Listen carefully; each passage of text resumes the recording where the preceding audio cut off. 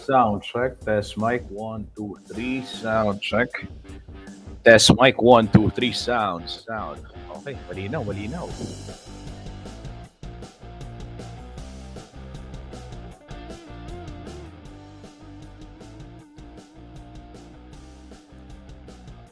Isang magandang umaga ho mga kabalen. Good morning. Yan, hintayin lang ho natin yung go signal ni paring Renz Steven Korea para ho'y sabay-sabay ang ating programa pagsisimula sa television man at maging sa social media. Yan ho ang CLTV 36. Kumusta ho kayo? Welcome ho dito sa ating programa. Ayan, nanonood si Inigo Martinez. Isang magandang umaga, Inigo. Ayan. Okay, simulan ho natin ang ating programa. Good morning, everyone. Isang magandang umaga po. Welcome ho sa CLTV 36 News Stream. Yes, ako po ang inyong lingkod, Justin Dizon, news streamer dito po sa CLTV 36. At kabalen, opo, samahan ho ninyo ako sa isang oras na talakayan o halos isang oras na talakayan, syempre. At para ho pag-usapan itong iba't ibang mga balita at impormasyon, mga iba't ibang pangyayari at kaganapan dito ho sa ating bayan na merong direct tayong impact dito ho sa mga mamamayan ng Lalawikang Kapampangan at ng buong Central Luzon. Ayan. Welcome po sa CLTV 36 News Stream. Ayan. At sige po mga kabalen, eto, sa mga oras na ito, bigyang daan lang natin yung maagang mga nagko-komento dito sa ating programa. Si Inigo, ayan, nais ko pong magpa-shoutout kay Papa Victor de Guzman at kay Sir Renz Steven Korea at kay Papa Paring Johnny. Ayan, si Inigo. Good morning, Inigo. Maraming salamat. Ayan, na-shoutout sa mga binati ni Inigo, Paring Vic, Paring Johnny at kay Sir Renz Steven Korea. Ayan, Renz, magandang umaga sa inyo. Pagbatian mula kay Inigo. Ayan. Kumusta ho mga kabalen? Mamaya makakasama natin sa ating programa. Makakausap natin via phone patch si Kuyang Louie Clemente. Ito hong pinuno ng City Public Order and Safety Coordinating Office ng San Fernando, Pampanga upang bigyan ho tayo ng update kaugnay nitong ginagawang paghuhukay o yung ginagawang road construction dyan sa may tapat ho ng sakop o ng Diosdado Macapagal Government Center sa Barangay Maimpis. Kanina lamang ho ay na-live ni Paring Johnny yung sitwasyon ng trapiko sa area na yan. Talaga naman hong nagdudulot din ng pagbabagal ng daloy ng mga sasakyan. At tanong ng marami, hanggang kailan ito? Of course, we understand that such road rehabilitations, yung mga pagkakataong kailangan talagang daanan yung mga yan o kailangan gawin pagdaanan yung ganyang sitwasyon ng mga road rehab. Pero ito ho, at par ba, ika nga, dun sa napag-usapan at on time ba? Na kumustahin ho natin, alamin ho natin ano yung naging usapan ng DPWH of course and ng LGU at kung paano makakaiwas sa matinding trapiko lalong-lalo na ho ngayong araw ho ng Biyernes, February 21. Mga kabalen, Friday na ho. Thank God it's Friday.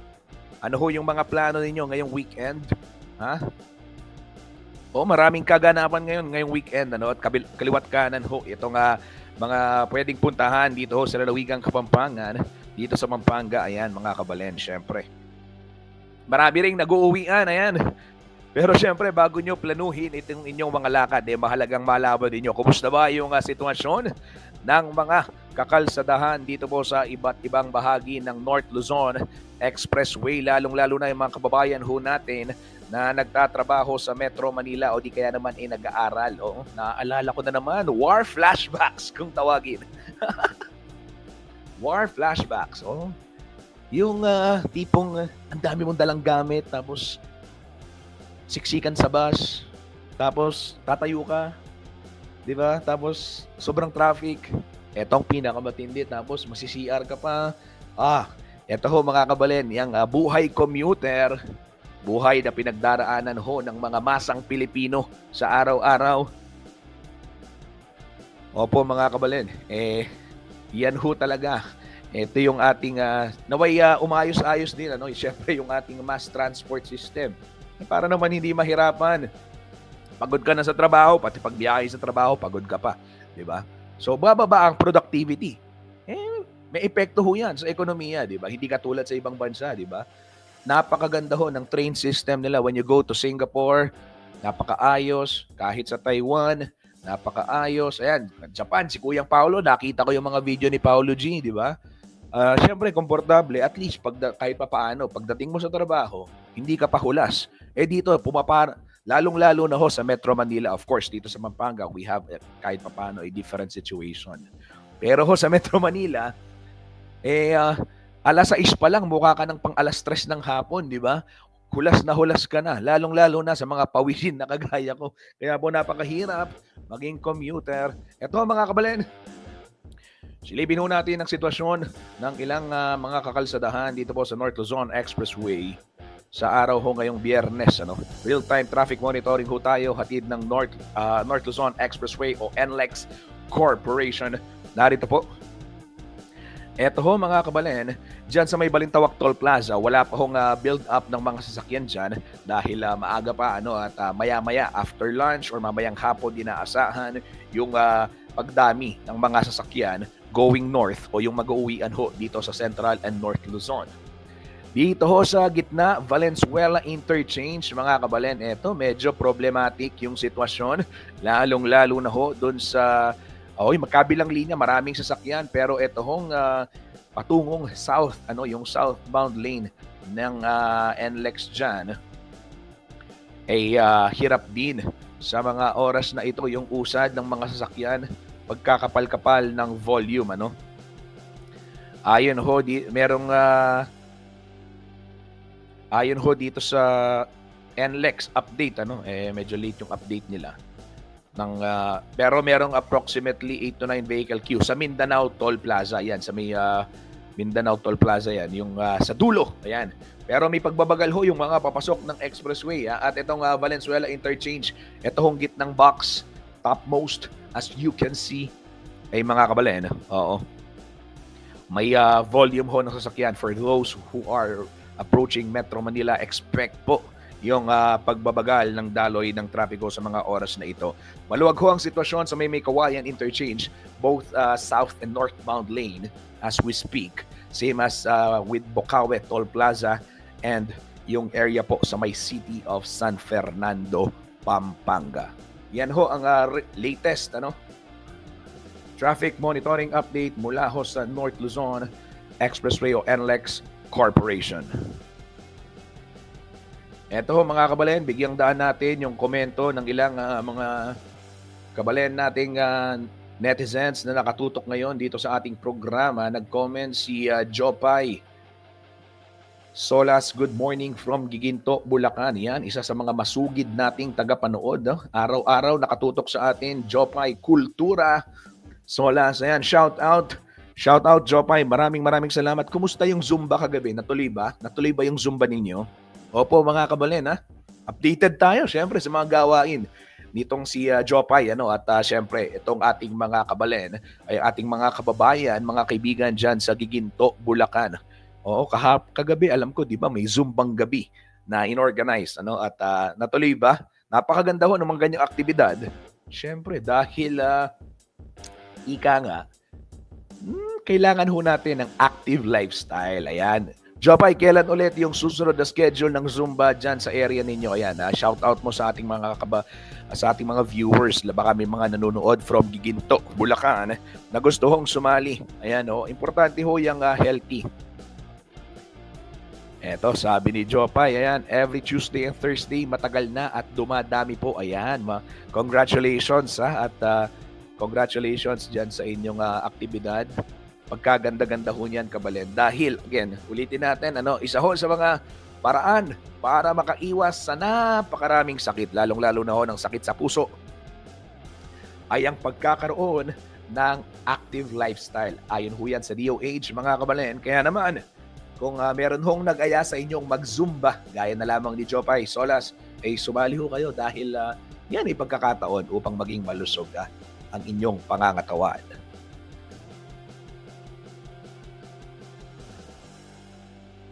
Eto ho, basahin din natin yung comment ni Yaji. Good morning from San Fernando, Calcutta. Sobrang traffic dito. Kami po yung gumagawa ng daan. Sabi niya, ayan, si Yaji, ayan.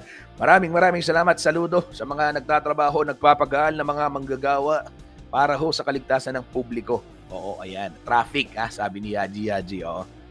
Maraming salamat. At ingat lagi dyan sa trabaho. Lalong-lalo na sa mga ganitong pagkakataon. Alam naman natin, hindi biro yung construction o yung pagtatrabaho sa ganyan, lalong-lalo na nasa gitna ka ng kalsada, pagkainit-init ho ng panahon. Saludo sa mga uring manggagawa.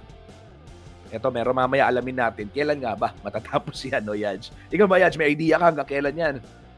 Oo, tanungin natin, baka naman may komento pala itong ating kabalen.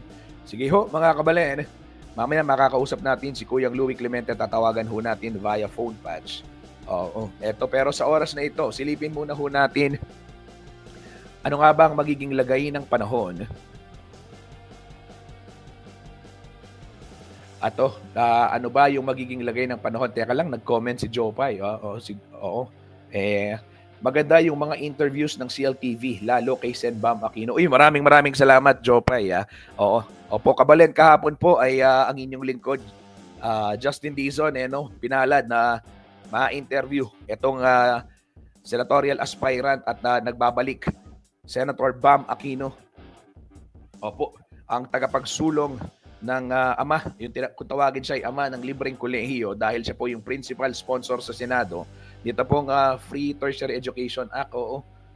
Yun hong mga kababayan natin na tumatamasa ng libreng libreng pag-aaral sa kolehiyo ngayon. Yan ho ay bunsod nitong batas din na inilaban ni Bam Aquino. Opo, Senator Bam Aquino dyan sa Senado nung siya ay nasa mambabatas pa. At ngayon ho ay muli siyang susubok makabalik. Mamaya mga kabalen, aking ipapakita din yung bahagi ng aming naging pag-uusap. Pero pwede ho yung mapanood sa CLTV 36 News page, gayon din sa ating YouTube channel, yung 20 minutes naming talakayan.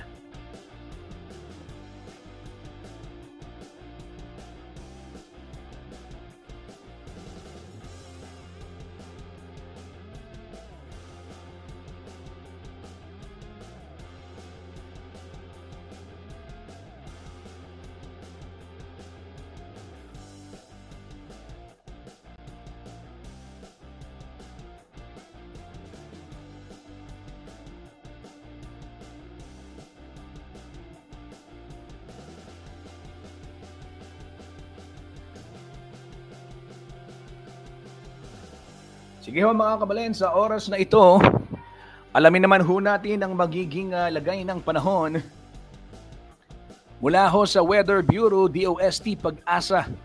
Tayo ba ay uulanin ngayong weekend? Bago na, para makapagplano rin tayo ng maayos, narito po ang ulat ni Grace Castañeda mula ho sa DOST Pag-asa. Magandang umaga sa ating lahat. Ngayon ay February 21, 2025 at narito ang update ukol sa maging lagay ng panahon sa susunod na 24 oras.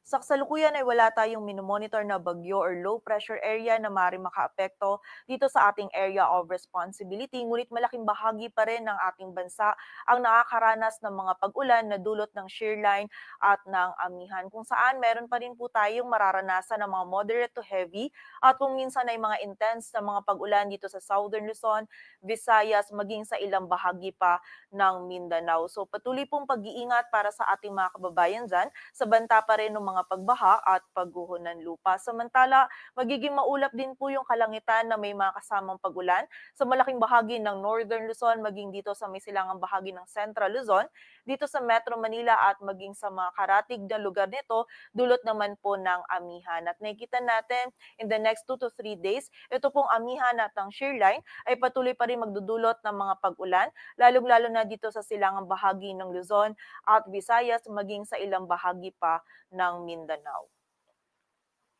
At para nga sa maging lagay ng panahon ngayong araw ng Biyernes, maulap na kalangitan at meron pa rin tayong mga mararanasan na moderate to heavy na mga pag-ulan dito sa bahagi ng Bicol Region, Mimaropa at Quezon. Dulot po yan ng shear line. Samantala magiging makulimlim din yung panahon at na may mga kasamang pag-ulan dito sa bahagi ng Metro Manila, sa Cagayan Valley, Cordillera Administrative Region, maging sa area din ng Quezon, ng Aurora at nalalabing bahagi pa ng Calabarzon. Dulot naman po ito ng amihan. So kapag po tayo lalabas, huwag nating kalilimutan yung mga pananggalang natin dito sa mga pag-ulan nito. Samantala sa bahagi naman ng Ilocos Region at nalalabing bahagi pa ng Central Luzon ay magiging bahagyang maulap hanggang sa maulap yung ating kalangitan.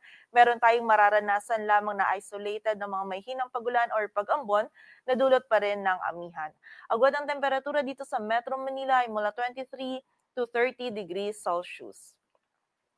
Samantala sa bahagi naman ng Visayas at Mindanao, ang buong bahagi ng Visayas maging ang area din ng Palawan, Northern Mindanao, Caraga, Zamboanga Peninsula, maging ang bahagi din ng Davao Oriental ay makakaranas din po ng maulap na kalangitan at ng mga pag-ulan. Ito po mga pag-ulan nito ay mga moderate to heavy at kung minsan ay mga intense na mga pag-ulan, lalong-lalo na dito sa area ng Eastern Visayas at Caraga, dulot po ito ng shear line. So muli po, patuloy na pag-iingat para sa ating mga kababayan sa banta pa rin ng mga pagbaha at pagguho ng lupa. Samantala magiging maulap din yung kalangitan na may mga kalat-kalat na pag-ulan dito sa Basilan, Sulu at Tawi-Tawi. Dulot naman po ito ng easterlies. At sa nalalabing bahagi ng Mindanao ay meron pa rin tayong posibilidad ng mga isolated na mga pag-ulan, pagkidlat at pagkulog. Dulot pa rin po ito ng easterlies. So muli po, pag-iingat para sa ating mga kababayan sa posibilidad pa rin ng mga pagbaha at pagguho ng lupa.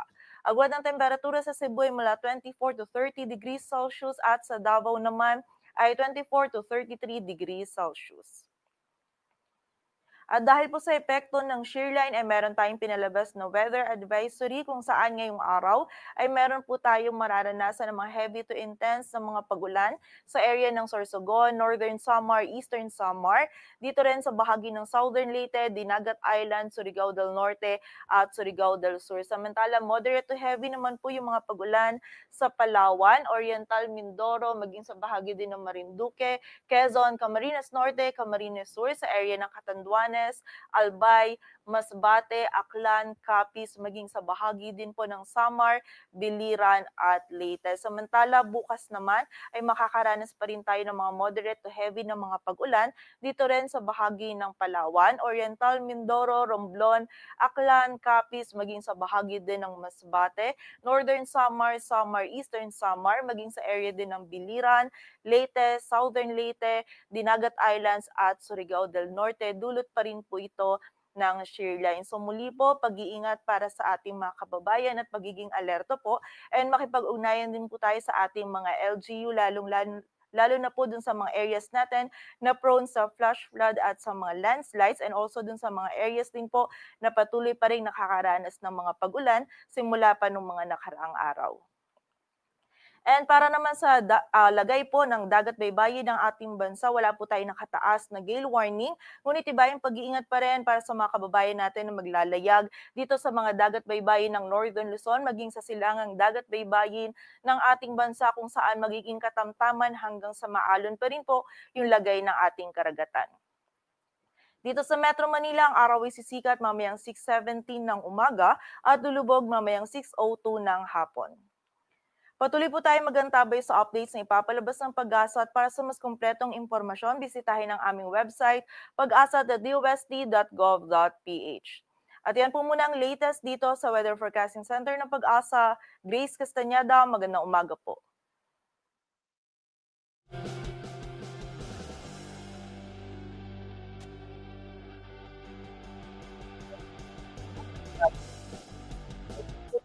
Host sa DOST Pag-asa. Maraming salamat sa ulat na yan, Grace Castañeda.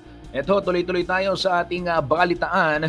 Silipin muna ho natin yung foreign exchange rate ngayong araw ho. Ito nga February 20, latest available data. Kagabi ito, no? Nagsara itong palitan ng piso kontra dolyar sa 57 pesos 0.94 centavos.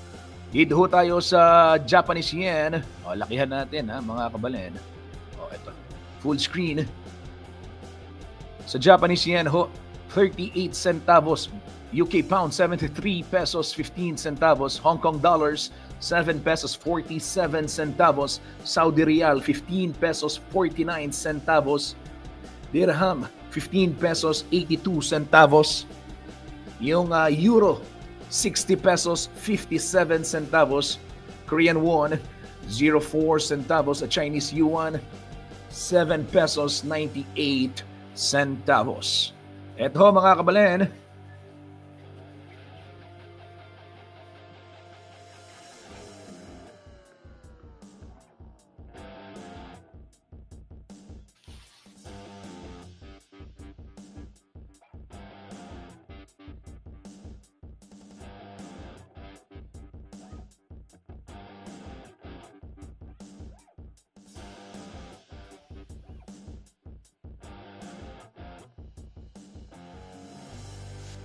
kaya ito naman mga balita. Ito, silipin naman natin yung ilang anunsyo kaugnay ng water supply interruption dito ho sa bayan ng Lubao, Pampanga, ng tanghali o alauna ng hapon hanggang alas 4:30.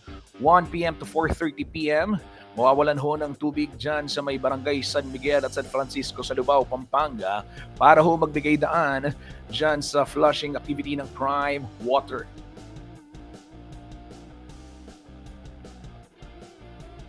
Mamayang gabi, apektado naman sa Mabalacat City, Pampanga, 9 p.m. hanggang bukas ng madaling araw, alas 5. Mawawalan din ho ng tubig dyan sa may Sitio Macabacle, Cadenang Cristal, Bicol at Sitio Maluyos. Anong barangay ito? Aisel, pakicheck nga anong barangay itong mga nabanggit. Saan sa Mabalacat ito? Anong barangay sa Mabalacat City?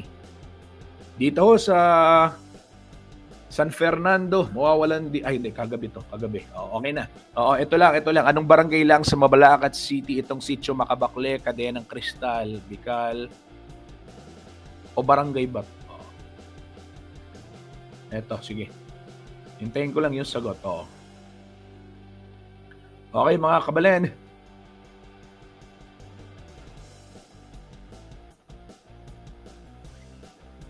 Wag ho kayong aalis sa aming pagbabalik. Makakausap natin sa linya ng telepono si Kuyang Louie Clemente. Ito pong City Public Order and City Coordinating Office Chief ng San Fernando, Pampanga para bigyan tayo ng update kaugnay ho nitong ginagawang kakalsadahan dyan sa may MacArthur Highway sakop po ng Maimpis.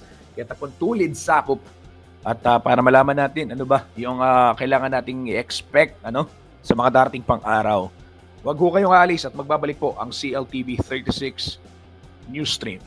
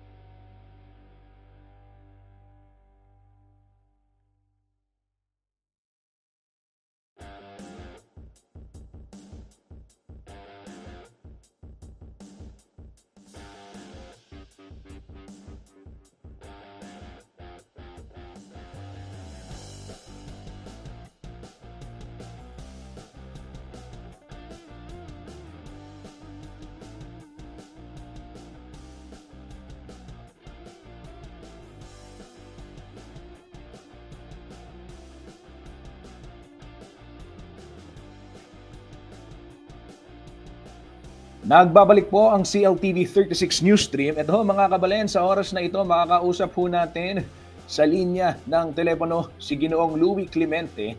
Ito hong pinuno ng City Public Order and Safety Coordinating Office ng San Fernando, Pampanga upang mabigyan ho tayo ng update kaugnay nga nitong ginagawang kalsada dyan sa portion ho ng Maimpis, MacArthur Highway. Kaya pong tulid sakop.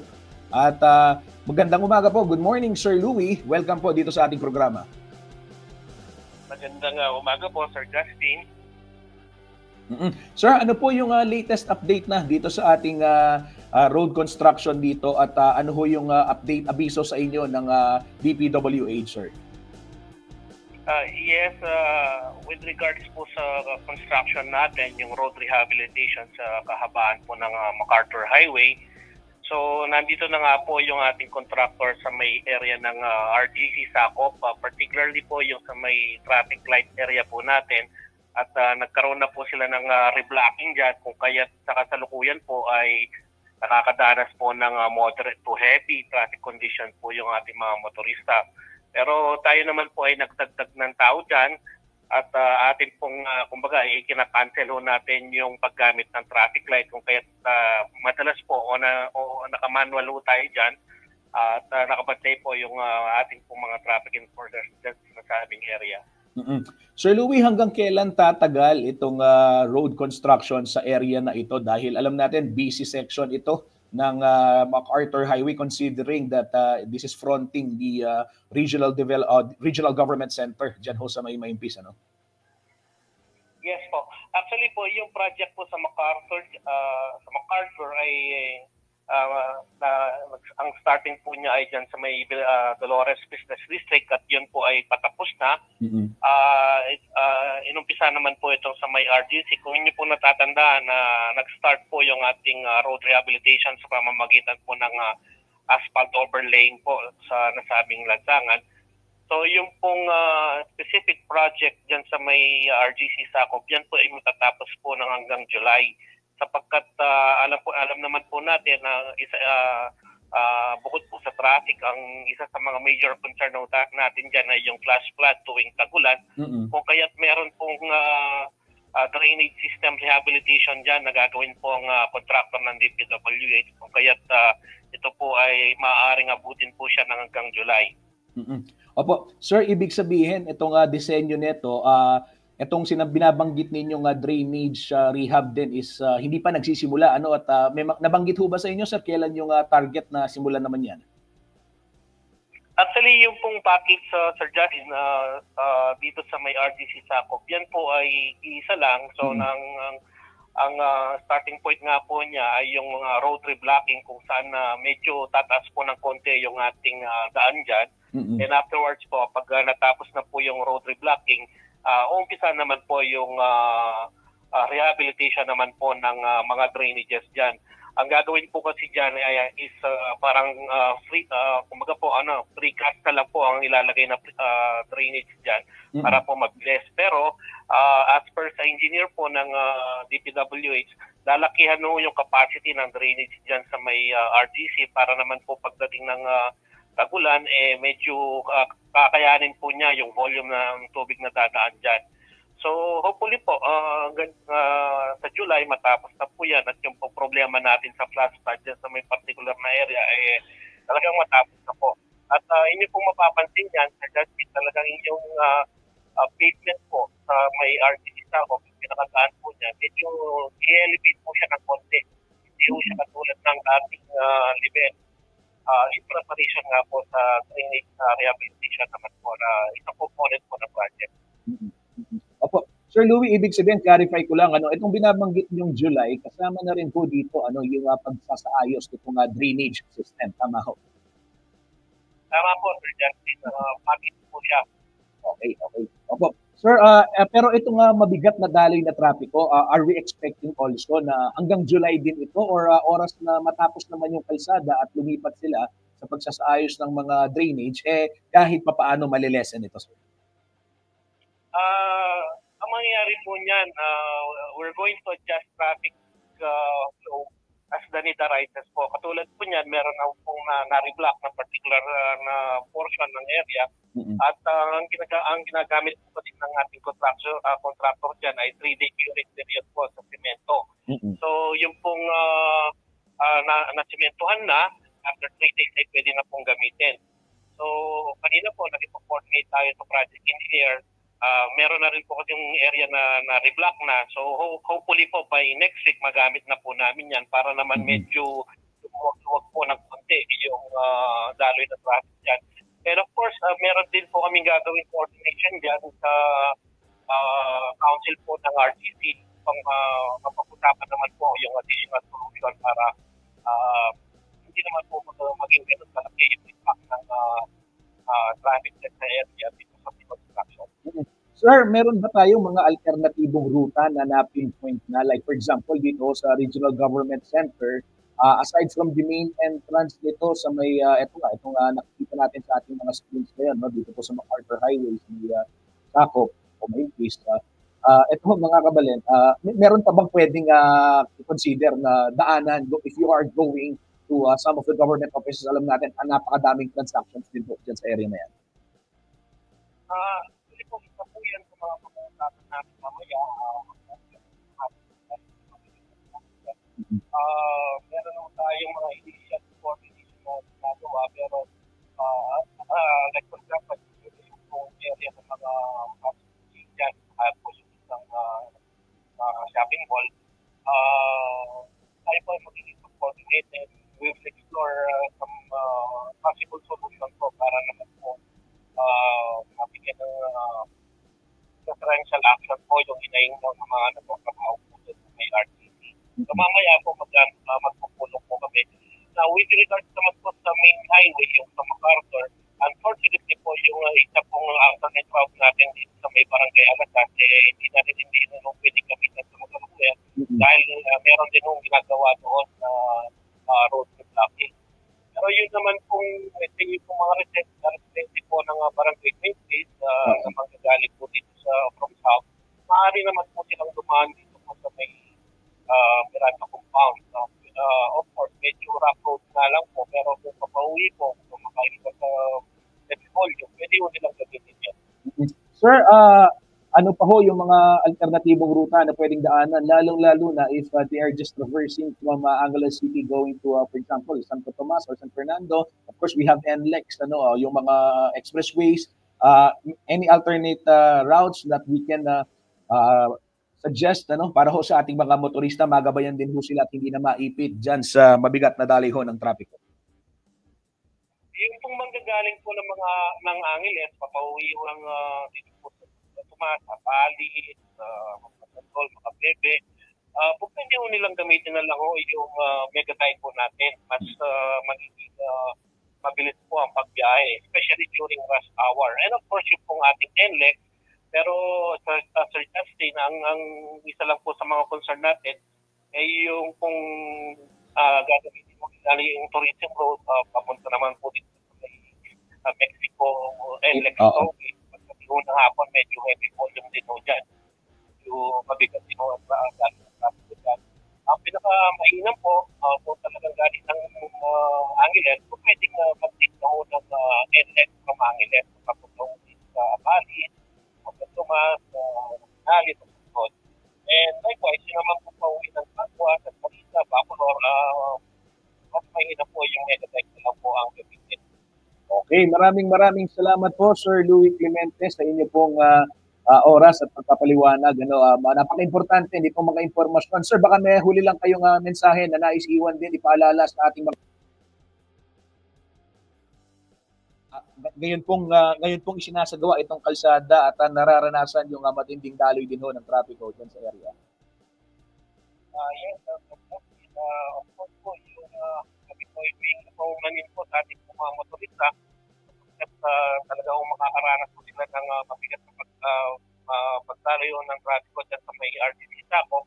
Pero after naman pong magawa ito, yung pong lahat ng ating mga reklamo with regards sa area na yan, talagang mawawala na konting tiis lang po. At saka syempre, naging observation na rin po namin the more vehicles on the road, the more possibilities po na magkaroon ng aksidente. Kung kaya kailangan po laging disiplinado sa pagmamaneho at maging pasensyoso. Yun yung lagi po namin habilin sa ating mga motorista. lalong-lalo na po tuwing sasapit na po yung rush hour kung saan talagang napakabigat po ng traffic. Okay, maraming salamat Sir Louie at makikibalita ho kami sa ano bang magiging resulta ng inyong pagpupulong mamaya upang sa gayon makatulong din kami sa paghahatid po ng impormasyon para po sa ating mga kababayan. Thank you po sir, ingat po. Salamat po. Yan ho mga kababayan, atin hong narinig si Ginoong Louie Clemente, ito pong pinuno ng City Public Order and Safety Coordinating Office ng San Fernando, Pampanga. Ulitin ko lamang yung kanyang nabanggit, recap lamang. Hanggang July pa itong road construction sa may area ho ng Maimpis. Okay, ni pong sakop. Ayon ho kay Ginong Clemente, doon sa package daw ng DPWH ay bahagi rin yung pagsasaayos ng drainage system. Dahil alam naman ho natin, talagang nangaus kanine, miyay tugak ara in Kapampangan. Oo, miyay tugak. Makalbog na king area ngayon. Magkabilang lanes barado yung mga drainage, hindi kaya yung tubig hindi kaya nag-overflow, nag-overflow yung mga drainage dahil sa laki na rin yung volume ng tubig na nanggagaling sa uplands, yung Angeles City. Pag naulan ng Angeles, asahan ho ninyo baha diyan sa area na yan ng sakop. Kaya naman ito ho, kasama daw sa package ay yung pagsasakayos rin itong drainage system. Ayan. Hanggang July yan, so tiis-tiis mga kabalen.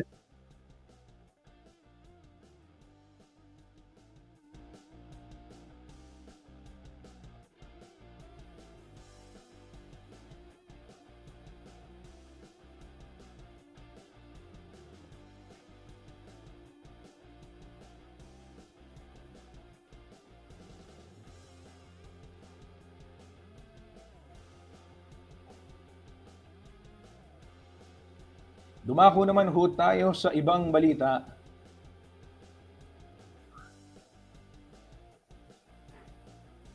Eto mga kabalen, sa mga naghahanap ng gustong pang road trip dyan, sa mga kagaya kong nangangarap ng motorsiklong magandang-maganda, baka ito na yung ating sign sa mga young riders, sa mga nagsisimula pa lamang. Panoorin ho natin itong video to.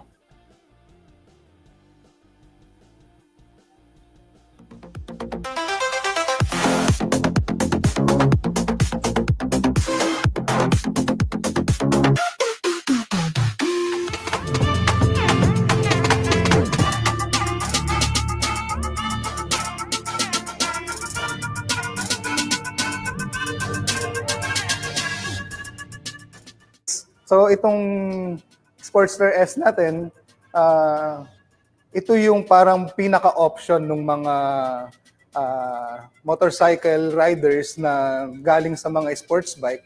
So ito yung pwede nilang maging option pagdating sa Harley-Davidson.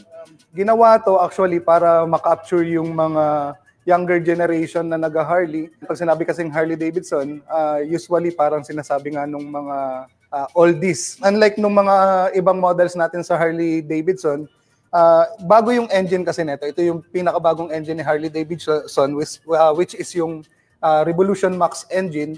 Liquid-cooled na to. So, pwedeng-pwede na siya dito sa atin sa Pilipinas since mainit dito. Kasi yung ibang mga Harley-Davidson models natin, air-cooled na may oil cooler. So, ito naman, liquid-cooled na siya.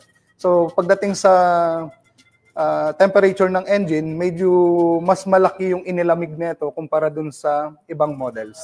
Built siya para sa high speed, parang ganun. So pagdating sa fuel consumption, 20 to 22 kilometers per liter yung fuel economy niya. Fuel tank natin is 13.9 liters capacity. This is also belt drive. So yung belt drive natin sa Harley-Davidson, unlike nung mga chain, ito 100,000 kilometers yung service life niya without hindi kailangan ng maintenance. Pag sa mga chain drive kasi, usually 15 to 20,000 kilometers kailangan mo na magpalit tsaka mag-adjust. Pero since belt drive siya, hindi mo na kailangan gawin yon pagdating sa Harley-Davidson. Ano ba yung edge ni Harley-Davidson? Actually, it's the craftsmanship ng pag-build ng Harley-Davidson. So, Harley-Davidson started 1903. So hanggang ngayon, nandito pa rin siya. So pagdating pa lang dun sa pagbibuild ng mga motorcycle, talagang kilala na si Harley. Itong Sportster natin, digital TFT screen na rin siya. Kapag nakakonect ka sa Bluetooth ng cellphone mo, actually dito na yung navigation mo. So yung map mo, karaniwan po kasi, di ba, gumagamit sila ng cellphone, nakamount sa motorcycle. So dito sa Sportster natin, i-connect mo lang yung cellphone mo through Bluetooth, then download ka lang ng HD app. Dito na yung navigation. Actually, pag nakakabit din sa Bluetooth yung motorcycle, pag connected siya sa cellphone mo, even the call and messages, lilitaw na rin dito sa TFT screen niya. And you can control music dito sa mga hand controls ni Sportster S. Itong Sportster S natin, dati kasi 1,160,000 siya. So, price markdown siya ngayon to 966,000. So, pwede rin siya sa bank financing, credit card, and syempre, pwede rin siya sa cash. Pwede siyang installment through bank po. So, kung ano yung preferred bank ng mga client natin, dun pwede silang mag-apply nung installment. So, usually, same nung ibang bikes natin, maximum of 3 years, then 30 or 20% down payment yung hinihingi ng mga bank. And pag nag-avail po sila na ito dito sa Laos, Harley-Davidson of Pampanga, pre 3 years LTO registration, meron na rin siyang 1-year TPL insurance, then i-enroll na rin namin siya sa Laos Care Program, which is assistance program ni Laos Motorbikes. And meron na rin siyang 1-year registration sa International Hub Membership with roadside assistance. Para dun sa mga medyo kabataan dyan na gusto mag-transfer from sports bike to sports touring, pwede ninyong bisitahin dito sa Harley-Davidson of Pampanga para makita ninyo itong Sportster S natin. And ma-check ninyo kung ano yung capabilities ng Harley-Davidson bike.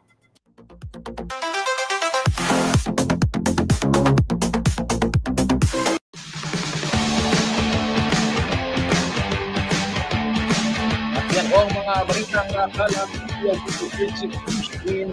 araw Biyernes, February 21.